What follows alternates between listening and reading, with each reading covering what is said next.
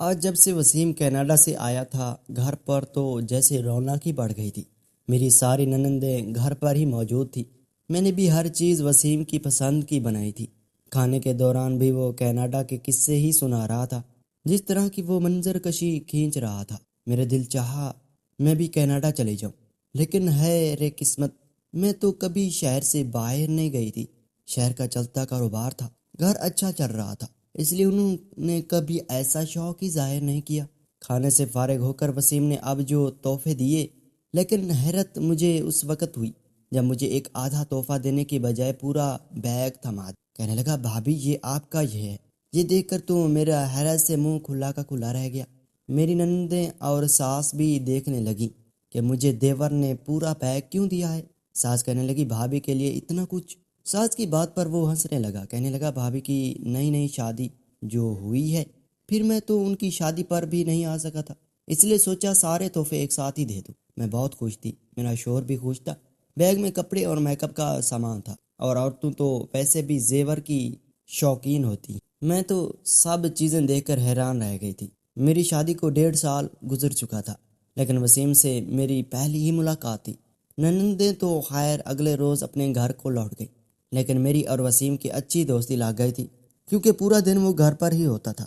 ہم دونوں میں کافی بے تکلفانہ مذاق رہتے تھے۔ وہ 1 مہینے کی چھٹی پر آیا تھا۔ میری ساس تو اس کے پیچھے پڑ گئی تھی کہ منگنی یا نکاح کر کے واپس جائے، لیکن وہ نہیں مان رہا تھا۔ میں نے بھی کہا، وسیم بھائی کیا حرج ہے، امی کی بات مان لیں، اچھا ہے، گھر میں کچھ ہلہ گلا ہو جائے گا۔ وہ ہنسنے لگے تھے۔ آپ کے ہلے گلے کی خاطر میں اپنی گلی میں مصیبت ڈال لوں؟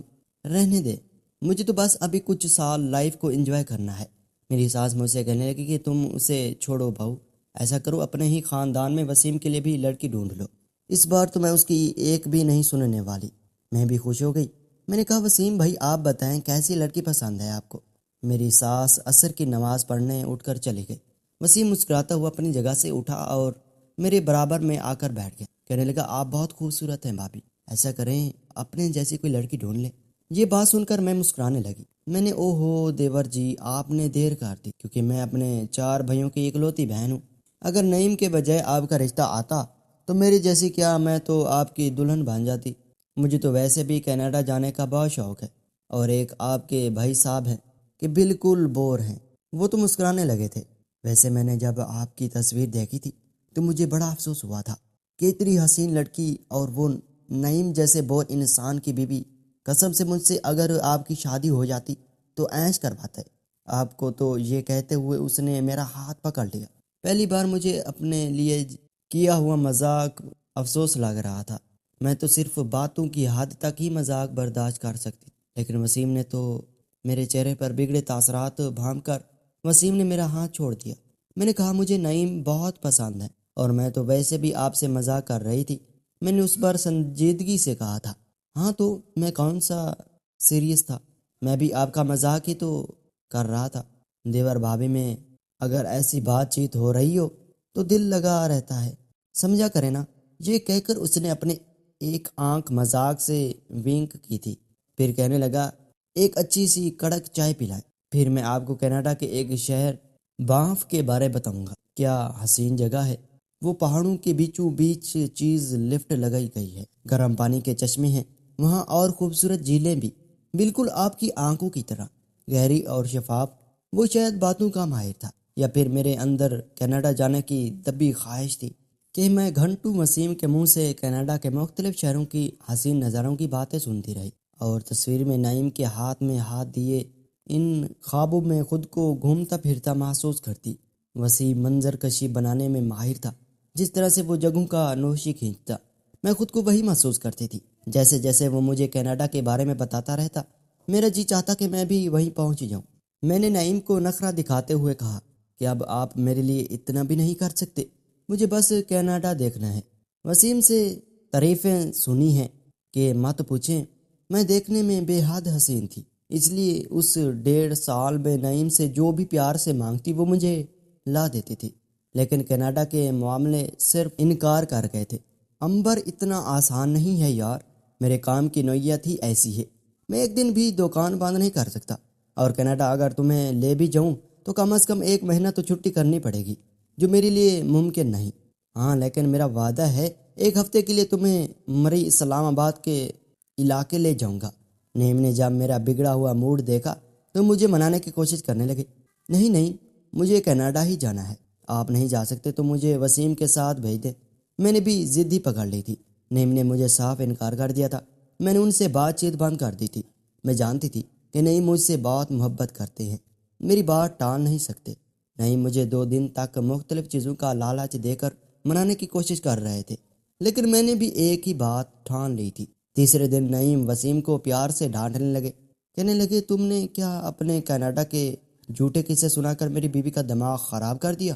اب وہ مجھ سے ضد کر رہی تھی کہ میں اسے کینیڈا لے کر جاؤں، کہ اتنا آسان ہے کینیڈا جانا۔ نعیم کی بات پر وسیم مجھے دیکھنے لگا۔ میں منہ بنائے کھانا بھی ٹھیک سے نہیں کھا رہی۔ وسیم کہنے لگا اتنا بھی آسان نہیں ہے بھابھی، بڑی قیمت ادا کرنی پڑتی ہے۔ جس انداز سے اس نے مجھے کہا میں اس کی بات پر الجھ گئی تھی۔ اگلے ہی لمحے وہ ہنسنے لگا، اپنا انداز بھی بدل لیا، کہنے لگا بہت مہنگا ویزا ہے، اس کا آپ بھائی کے ساتھ اسلام آباد اور مری ہی چلے جائیں، آپ کے لیے یہی کافی ہے، کینیڈا تو بس خواب ہی ہے۔ میں نے کہا تم میرا ویزا لگوا دو، قیمت میں چکا دوں گی۔ میری بات پر وسیم نے مجھے عجیب نظروں سے دیکھا تھا۔ میں نے کوئی خاص توجہ نہیں دی تھی، میرے پاس اتنا خاصا زیور تھا۔ میں جانتی تھی کہ میں ویزے کے پاس جا سکتی ہوں اور ویزے کے پیسے بھی بھر سکتی ہوں۔ میں نے نعیم کو اس بات پر راضی کر ہی لیا تھا کہ وہ مجھے کینیڈا جانے دے۔ وہ کہنے لگے تمہیں زیور دینے کی ضرورت نہیں، تمہارے ویزے کے پیسوں کا انتظام میں کر دوں گا، لیکن مسئلہ یہ ہے امبر کے وسیم ہاں اکیلا رہتا ہے۔ میں نے کہا تو پھر کیا ہوا؟ نعیم وہ میرا بھی بھائی ہے، دیور بھی بھائی ہی ہوتے ہیں۔ میری بات پر نعیم چپ سے ہو گئے۔ اگلے روز نعیم نے وسیم سے کہہ دیا کہ وہ میرے ویزے کے لیے بھی اپلائی کر دے۔ یہ کہہ کر نعیم دکان چلے گئے۔ میں بے حد خوش تھی۔ وسیم اپنے کمرے میں چلا گیا۔ جب میں اس کے کمرے میں چلی گئی، وہ شاید کسی سے فون پر بات کر رہا تھا۔ اس کی بات سن کر میں حیران رہ گئی۔ میں نے کہا جو دیا آ جاؤں گا، مسئلہ کیا ہے تمہیں؟ اتنی بھی کیا بے چینی ہے؟ وہ نہ جانے کس سے بات کر رہا تھا، مجھے دیکھ کر کچھ گھبراہٹ سی ہو گئی، پھر فون بند کر کے مسکرانے لگا۔ میں اندر داخل ہو گئی۔ وہ میرے پاس آ کر کہنے لگا کسی کے کمرے کو بنا دستک دیے اندر آنا اور اس کی باتیں سننا ایک غیر اخلاقی حرکت ہے۔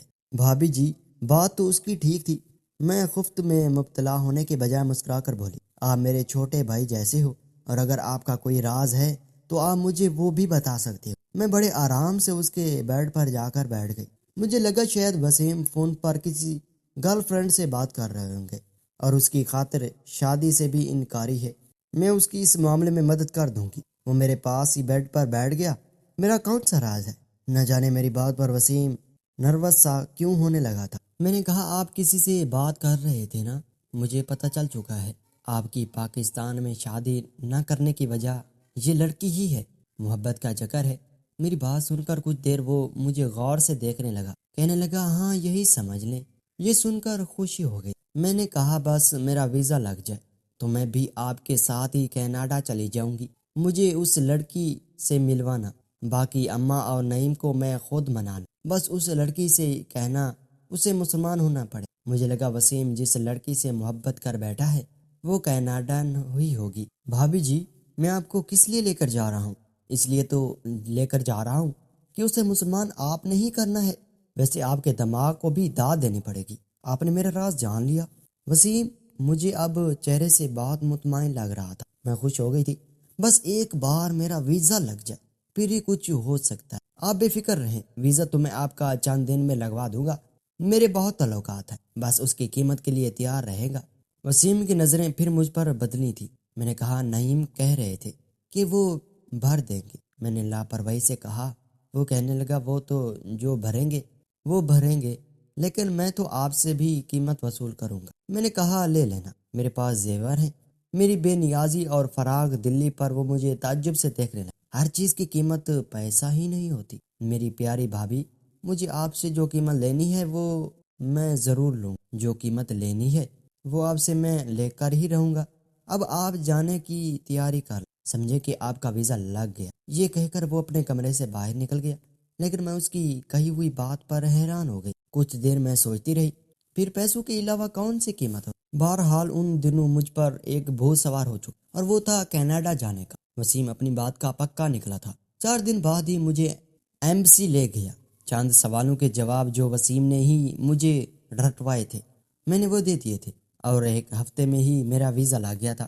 میں بہت خوش ہو گئی تھی، جیسے مجھے دنیا جہان کی خوشیاں مل گئی ہوں۔ بس 3 دن بعد ہماری روانگی تھی۔